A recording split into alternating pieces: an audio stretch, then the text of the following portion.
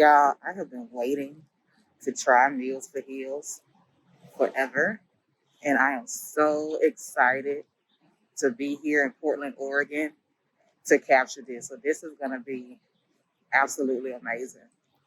It's gonna be lit.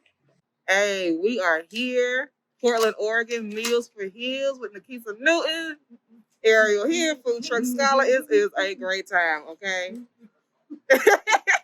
2 years in the making. 2 years in the making, and we are here. Welcome to the rain. It did what it had to do. It showed you what's up. But I'm glad you're here to finally eat. You know what I mean? It's one thing to talk about the food and to do interviews, but to meet the people behind the food and then to come eat it. I'll let you be the judge. That's all I'm gonna say. Well, I am ready. I came with a hungry stomach, so let's go. All right, thank you.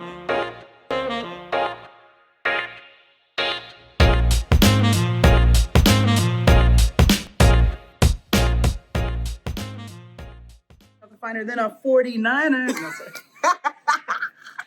Yo, but for real, I'm loving all of this. All right, you're good. These mushrooms, it took me a while to dive into mushrooms in the beginning. Yeah. And now I love them anytime I see them on a dish. But well, okay, you just took a bite, but you need to have a second think about what turned you off from mushrooms and what brought you back. So there was nothing that turned me off. Seasoning a little. There was nothing that turned me off. Okay. I was just a very picky eater as a kid. Yeah. I was a child that, like, if you took me to McDonald's to get a hamburger, it couldn't have nothing on it. And meat cheese bun, all right. And if they, made a mistake, and my auntie was like, "You just wipe it off," oh, I would cry. I was that much of a picky eater. Yeah. And so now, I don't know when it was. I think it had to have been Amber Johnson. Shout out to Amber Johnson, the Adult Life. First Black woman at Purdue to get a PhD in computer science. Yeah.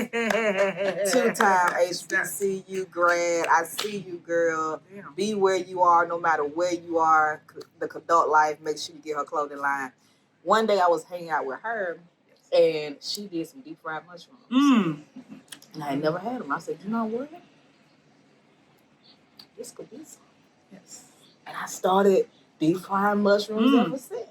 And so now, when I do like mushrooms, I don't pick them off the pizza no more. We let them stay. Okay. We do all. How do you do your deep fried mushrooms? Are you a batter or are you just flash frying or? It's like some season your batter, panko, or is it tempura?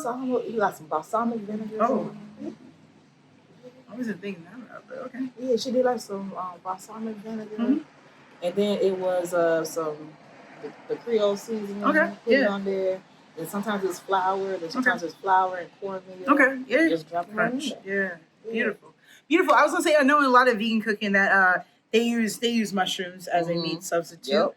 Like I was saying to you earlier about hopefully I can get some murakates and shiitakes would be ones I like to work with once I can find a purveyor. But you're in the area, you're in the Pacific Northwest. We're very, very much so very known for the mushroom season here. It's past, but when is that? I think it's like fall. People, you can get grocery bags full of chanterelles, which easily in the store go $14 to $15 a pound. You can get them for free. I think there's lobster. There's a local at one of the farmers market. He had some what is it? Puerco, there's something which is like the nose of the pig. Crazy looking mushroom, bright orange. It looked like almost like the lobster orange. But yeah, he goes and picks those and whatnot. So this is not today, not the season right now. But this definitely is a place to if you want to try your mushrooms. There's definitely, you can go get them yourself, which is fun. It's an easy thing to do. If you know what to look for, you should definitely have a guide. You know what to look for. You can find some beautiful mushrooms. Experiment with that. That might be the move for me. So we're out here at the Red Eco Trust. Yes, the Red on Salmon. In that space. And so, like, you opened about a month ago. And so, tell me about what was that journey like for you? I'm going to be real. I am upfront and honest. I'm going to be real blunt. But I was scared. I kept putting it off. I was putting it off. I wasn't ready. We didn't get to try all the recipes. Weren't, trying to consult, working with kind of the recipe, a friend who also does kind of consulting and just trying to dial in our recipes. And then actually my girlfriend was like, hey, she's the marketing manager for Come Through, which is a Black and Indigenous farmers market that's held right here every first and third Monday. So she's like, why don't you just open on the opening for that. And I was like, that makes absolute sense. I don't know why I didn't. I was so caught up in everything else. I don't know why I didn't think about that. And at the time, also, shout out to Greg Gourdet from, was it Top Chef? His Yurt Village was out here. So, it was, it wasn't taking up space, but they're out here. So when they're done, when they broke everything down, it just kind of made sense. So I think there's a week time in there. So we just started with that. It's a lot, you know what I mean? I have to try to be an accountant. I have to try to do payroll. You know what I mean? I gotta be a boss. I have those conversations you don't want to have. I'm trying to purvey the right products and foods from local Black and POC owned farms. I gotta do the prep. You know, I'm learning that I'm going to need to hire someone else to help out with prep because we want to keep it fresh. We want to keep it good. That's the integrity. Is right there. Is what you're eating.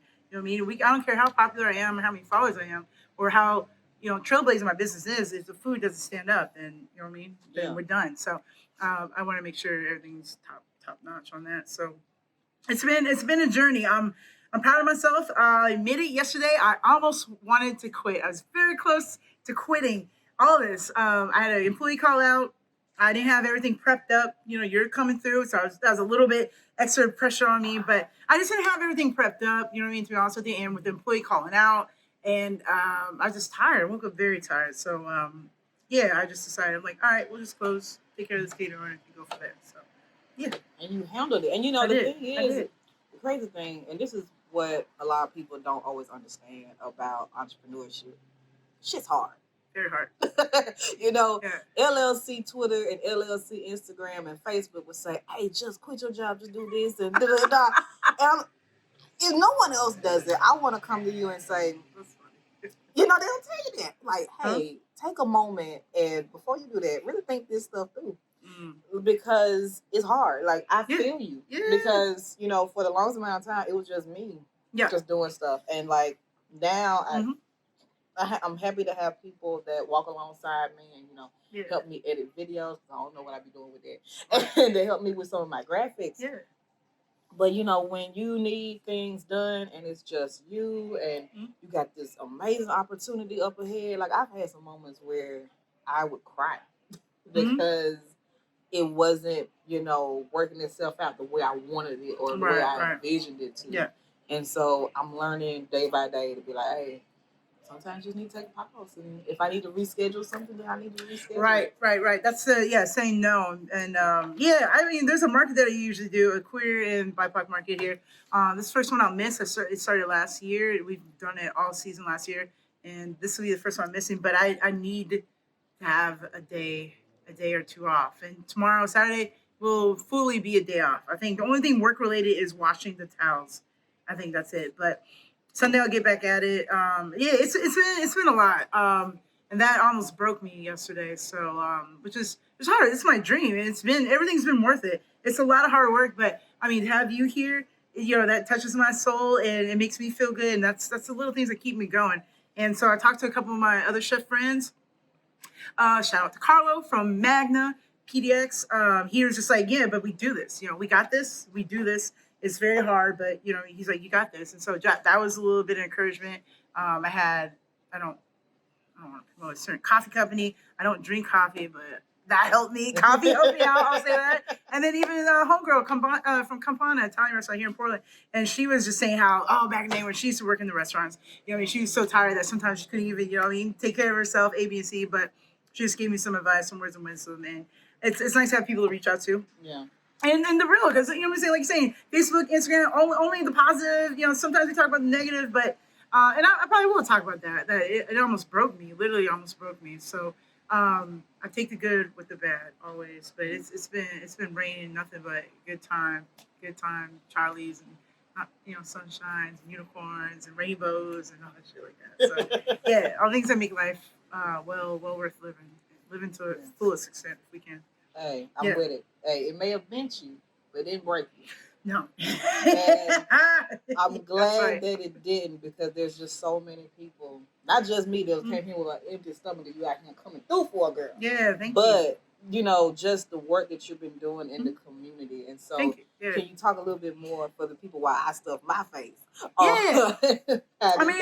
So a lot of the work was done pre-pandemic and a little bit during pandemic, but most recently here at the Randall Salmon, we held, I collaborated with PDX, I'm sorry, PDX Stripper Strike and the Haymarket Pole Collective, which are two groups that work to put Black and POC sex workers to the front. That they're advocates, they're resources, they're a networking group, everything like that. And so we held a vaccination clinic here that went really well.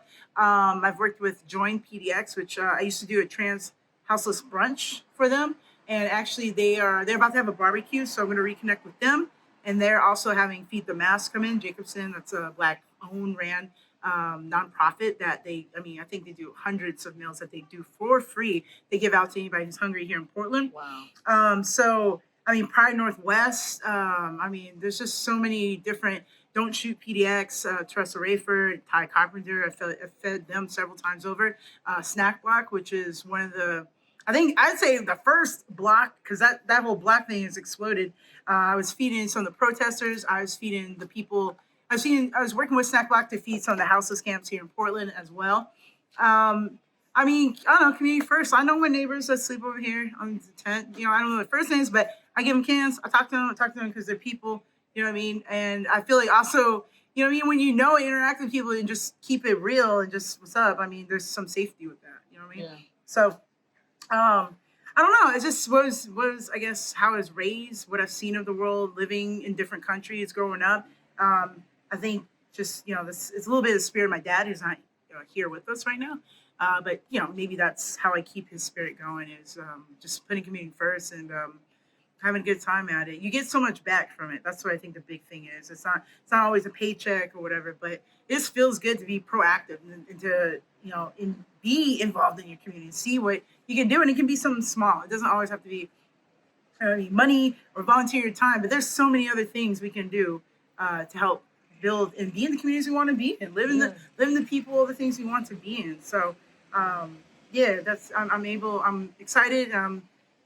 I'm ecstatic, and I forget the word I'm looking for actually, but I'm happy that food has helped me integrate all those things. Yeah. Intersection, all those things. And I never thought that was going to happen. I didn't think my food was going to bring me connected to all these different groups. And so we can look at it like you're supporting not just the sex work industry, the sex positive industry, but you're also supporting POC farmers, Black and brown farmers. Absolutely. And that's being reflected in the food that we're eating today. Yeah.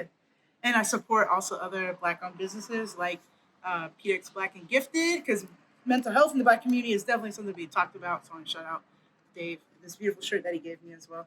It's all connected. In the end, it's all connected. The food we eat, the earth, how we take care of the earth, the plants, like the bees, everything's connected. So, you're only strong as all the cliches. You're only strong as your weakest link, all that shit like that. And they look back. What is it? There's some quote about you look back centuries from now, how we treated our poorest, our sick, or this, that. It's going to be a reflection of what the civilization society is about. So, I don't know. I just want someone to help me out too if I was ever in a situation where I needed it. And people have. So I could have been stuck in Nicaragua, but people helped me out. You know what I mean? So I was like out of money trying to get back from the port to I had to go to La Frontera, the border, how to get back to my hostel. And and there's there's a little language where I knew some Spanish, but I made it back. I'm here. I don't tell my mom that story. She'd be worried sick about it, but I'm here. We made it back with no money. You know what I mean? So. Yo, when was that? That was I went to Costa Rica like 2013 after my dad and unfortunately a couple of friends, coworkers passed away. I just needed a trip to get away, and we went to Nicaragua and Costa Rica for 40 days. And I was on my way back. I had the money, but I couldn't get access to it from the ATM.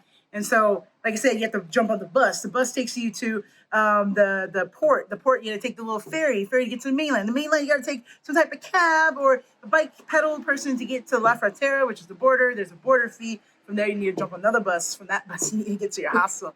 And so I think I got onto the ferry. I had enough to barely get on the ferry. And so I was lucky enough. There's people who spoke English, people who didn't, who helped me out. And they didn't question it. They didn't know I was trying to trick them or anything like that. They just were like, no, don't worry about it. I just remember that relief I felt when it was just like, all right, yeah, people are willing to help me out. So and I just try to pay for it. That's dope. And now I gotta so much beauty in the world. You know what I mean? I gotta second this. So y'all see this drink. Mm-hmm. Another Black-owned business, Andrea Wade from Honeybee Lemonades and Syrup. She makes her own fruit syrup, natural sugar, organic sugarcane, honey, etc. Was it? You have the cherry lime something. She also has a rhubarb. She has the mango coconut jasmine. That one we're out of right now, but I think she has about 12 to 16 different beautiful flavors that she makes. You can like say drizzle it on something, or you can make a drink. You can make a mocktail. You can make a cocktail with it. Wow. Yeah, beautiful. Yo, She's send just me her blowing up. information. Send me her information. We I can will. put her on. Absolutely, Yeah. absolutely. Yeah, Andrea, she's dope. I miss her. I love her. I haven't seen her in a minute, but I know she's busy. So I'm just loving the fact that it's on remember where else you should go. Maybe you should go to the Joint, a black-owned CBD juice bar, owned by a homegirl. I forget her first name, but she owns Miru Vodka and Rex Whiskey. And I just seen a magazine about black women in the whiskey game. That's a whole new thing coming up. Yeah. But she owns Rex Whiskey, Miru Vodka. I forget what the whole Spirits is her company. But yeah, I think they're open. It's a juice CBD juice. I guess higher end. Nice if you have time for that. We're gonna make time for that Yeah, sometime yeah, today. definitely As long as should they do open today, we can make it Yeah, work. I believe they're open. Yeah, definitely. Yeah, there's quite a few. I think there's also I think the Barrel Bar is another one. I think there's another one that do like craft beer or something like that. Okay, probably. Black woman. Yeah. Yeah. So it's quite a bit. So we're gonna get into a lot of it. So y'all, I am just so happy that you got a chance to see this journey with me. Keisha Newton, Ariel the Food Truck Scholar here. This has been, I keep saying it over and over again because I'm just this much excited about it. This has been 2 years in the making. And this is special to me because, just this past Sunday, this was the 3rd anniversary of the day I founded the Food Truck Scholar. Oh, wow. Congratulations. Thank you. Big move. Yeah. I mean, everything, keep it going. Have people talk to your own personal, stay on top of it. I mean, yeah. Especially if you wanted to come out and look right. You gotta be on it. So that's incredible. It's crazy. And so, like, you was on that very first season. Thank you. And I remember when I reached out to you, it was so many people within about a week and a half time that was DMing me, that was texting me, that was emailing me, that was like, hey, have you seen her? Like, you need to interview her. Like, yo, have you seen what she's doing out there in Portland? Like, I'm talking about on every platform. Instagram, people was sending me like your profile picture. Okay. Twitter, people was talking to me about you. People were emailing me. People were texting me. I was like, I gotta check out. I didn't know that. Yeah. I'm blushing. You can't see it. I didn't know that. You maybe just saw something. Yeah. That's how I found. Like, there was so many people. Thank you. That All was those who did. Thank you. I appreciate that. Yeah. Like a lot of people, when I interview them for the podcast or for YouTube or whatever, it's either because either A, I saw them, B, somebody text me and said, hey, you need to go check this person out. Or they reached out themselves. And so I want everything that I do at the Food Truck Scholar to be a community effort. Right. So it's either I'm going to see you or I got some people that's going to see you and be like, hey, don't talk to that. Yeah. And that's what we do. So I love it. And when we got a chance to interview, I was just so happy. And then I got frustrated. So we talk about, business ails, right? Or just your frustrations. Absolutely. We did the first interview. Which thank you, by the way. And then the audio went out. I remember that, the audio. Audio went out. So I'm sitting down to edit her interview to get it released. And I'm picking up no audio. And I'm talking about, that was just one of the most painful moments to me because I was a new podcaster. I ain't been trained to podcast or nothing. We doing the best that we can do. All I had was my cell phone, which is funny because right now, as we're recording this, I'm recording it on my iPhone. And when I started my podcast, all I had was my iPhone. Yeah. I got some of the fancier stuff now, but I didn't have it back then. We was literally using Google Voice. I recorded this phone call, and I'm sitting down, and there's no audio. And I just remember being just angry, embarrassed, frustrated. I was like, man, I don't think she's going to do a second one. Because, I had people, it was so hard trying to figure out how to do the podcast thing. I had folks that, for whatever reason, the tech just wasn't for them. And I never heard from them ever again. It was like, we won't be bothered with this. This is too much, da-da-da. And so I was so nervous and so, embarrassed to, reach out and be like, hey, audio didn't work out. Do you mind recording it again? But, you were just so kind and open about it. It was like, things happen. It's good. Yeah, Whatever. yeah. Let's just do it again. Yeah. And so Sitting in my rooms. I remember that. Yeah. I remember that. Yeah. So thank you. And even since then, we got more equipment now, so the audio gonna be even better. Got the video, the visual. Around. Yeah, we got that. But I'm talking about now. We got to. This gonna go to the YouTube, but we're gonna officially bring you back. Okay. For the podcast season 4. Right. Yeah. So it's gonna be lit. It's gonna be absolutely amazing. Season 4 is coming March 2022. Can you believe we got a wait list? Good. That's amazing. Like that's beautiful. I love to see that. Black entrepreneurs. I like to see Black chefs, Black food, Black community. That brings us all closer together, and it's something to call our own. That's the best thing. It's something to call our own. That ecosystem. Yeah, it's real. I mean, I feel the community, the food community, but I also feel definitely the Black food community here, and it's a beautiful thing. We all have something to learn from each other, and I personally don't feel it's competition, but I will always say but because Meals for Heels is a trailblazing business. You know what I mean? So I like to say we stay in our own lane. There's some bigger Black businesses and food people out here in Portland, and I go and I support them, but. I mean, that's just me. I gotta, you know what I mean? I gotta rep my own business, and we're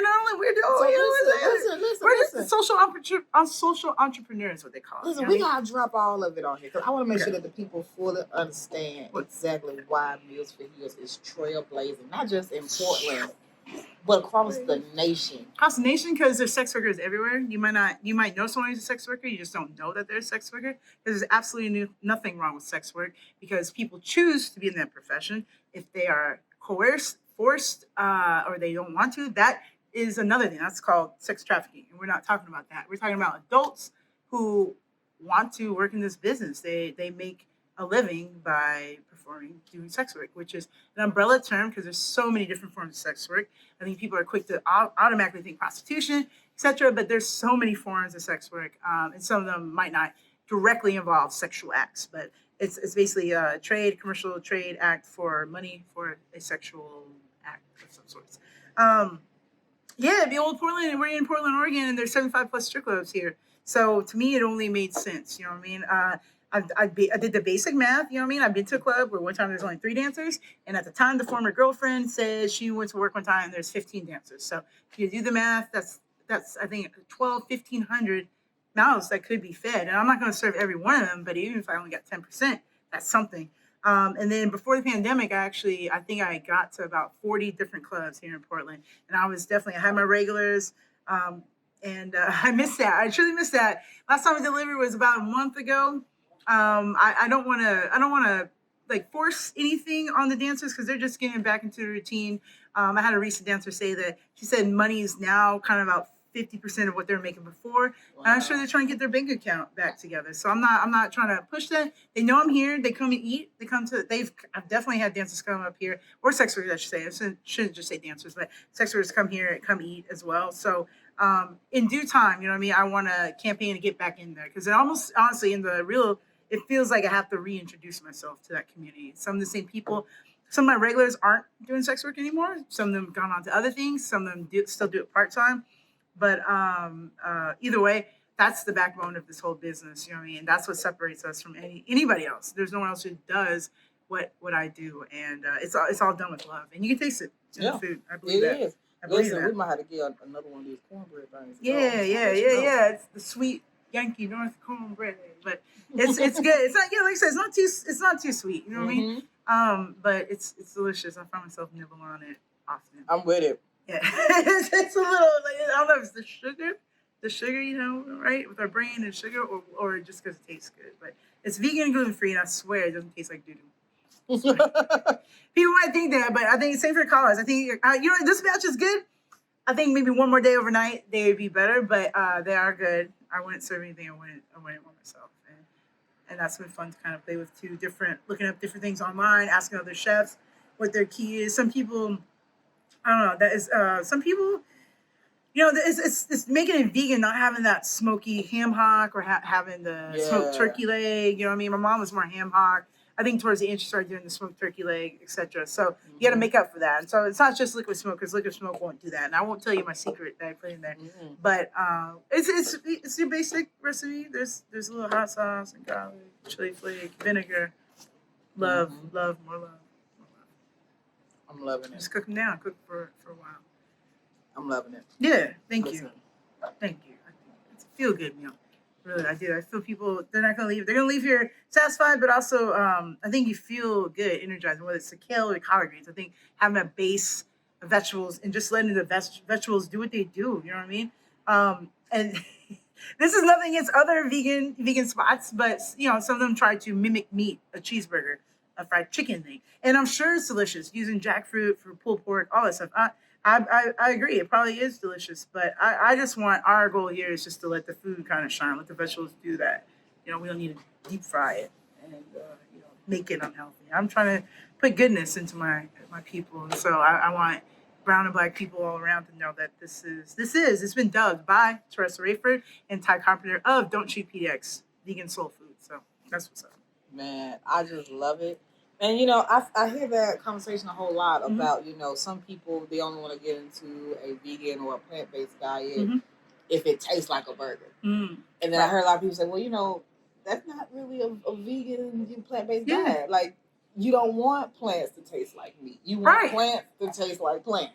Taste like plants. Yeah. And hey, I'm growing because anybody who listens to my podcast, I'm like, I don't know. I went to so many different moods, y'all. One minute I was like, I don't trust nothing that said it's a meatless meatball. I went through I went through that moment. Yeah. Then I went through that phase of like, okay, Impossible Burger, okay, I see you, or whatever. And then I got to a place where, we're starting to become more adult. We're starting to become a little bit more adult. I got it now. I got it.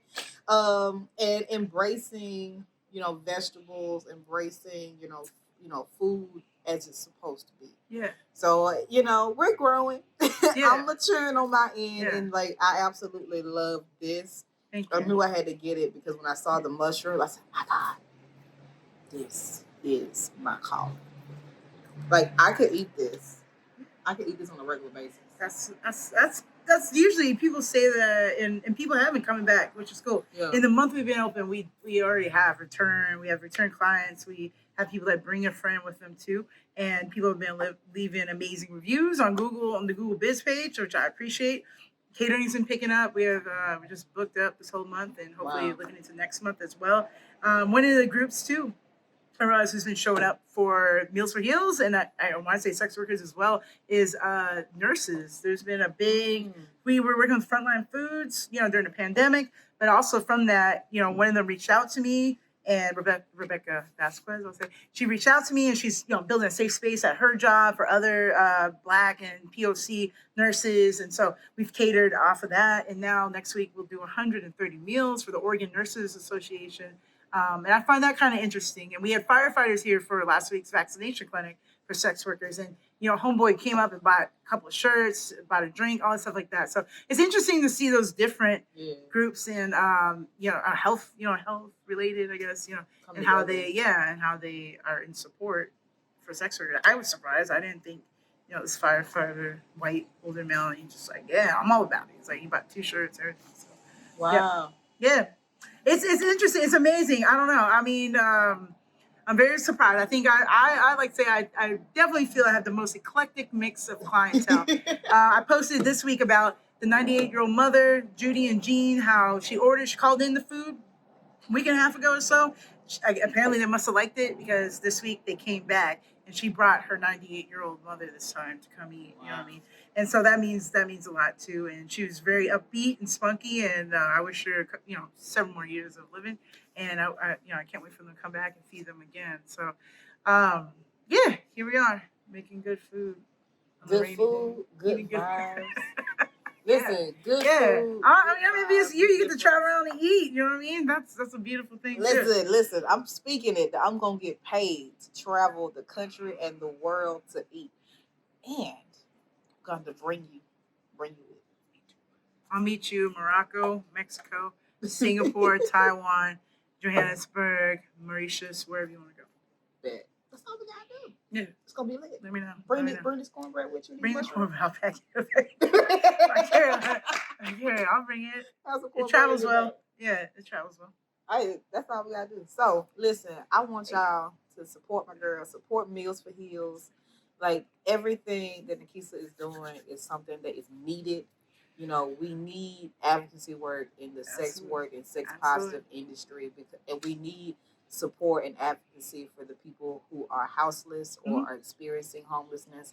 We need Food advocacy, scarcity, all that. food scarcity, Yeah. you know, just access to food. You know, food apartheid is a real thing. Supporting Black and Brown and POC farmers, Yeah. and just businesses Absolutely. in general. And so what is so beautiful is that, as you said, you got not just an eclectic mix, but you really have an ecosystem that you have created, you know, where you're bringing all of these different people Yeah. together. You're working with different people. You're Yeah. serving a lot of different people. And in just one plate that I'm almost done smashing, in just one plate, you are able to bring all of those people together. That's And I right. think that's Yeah. just absolutely It beautiful. is. It is. I wish the market was here when you arrive, because when even if I don't get to interact with all the vendors, you know, it's like Yeah, 30 yeah. vendors, but most of them will come and eat, and they say the best things, and you know, it feels incredible to feed and fuel them. And then also, like when we ran out of college, like running over and grabbing some stuff from them as well. And so, and then we're building those relationships. So now I head up Black Features Farm. Hey, how can I get some colors from you, etc. So it's an amazing thing. I hope you could come back too and check out Oh, we come back. the Black Indigenous Farmers Market, because it's pretty dope. We have a DJ, and we're gonna hopefully get a Kiki going. I can't wait. I'm putting that on the hush hush, but hopefully we're gonna have like a pole and a Kiki lunch going on here when it's the sunnier days outside. So yeah, it's beautiful. We gotta do it. We gotta do it. Everybody, I need you to go to Instagram right now. The grand. I want you to follow and support Meals for Heels. So click subscribe at the bottom. Rate, post, Review, all of that. like, share, all of that. All the press all the buttons. Yeah. All the buttons.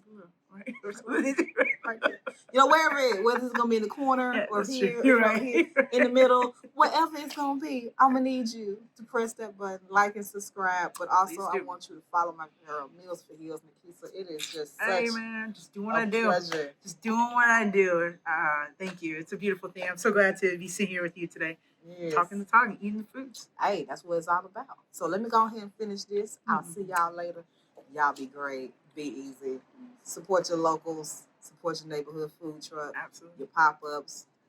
Everybody, we need your support. Appreciate you. Thank you.